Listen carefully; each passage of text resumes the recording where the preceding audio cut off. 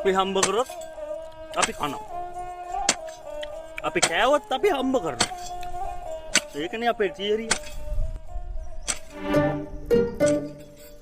අම්මට සිරි පඹය එනවා. ගම් හතේම කිර්ම වගේ හිටියට අම්මා පොක පඹයටත් බය වුණානේ. වරෙන්කෝ කරන්න හොඳ වැඩ. අම්මපා මේකුන් කන බත වස වෙන්න බෑ.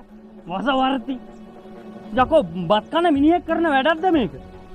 එන්න ගහන්න ඕනේ බල්ලෝ. ඇයි බසුමනේ මල්ලි? ඈ? ඇයි? බලපන් අයියා. උදේ වතුර මුරේ හරවලා ගියේ කුඹරට.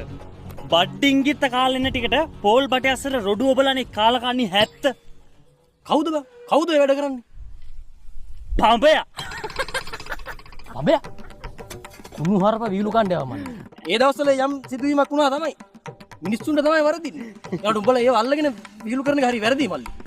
හරි හරි බං අයියා සමාවයක්. උඹ හොඳයි තව.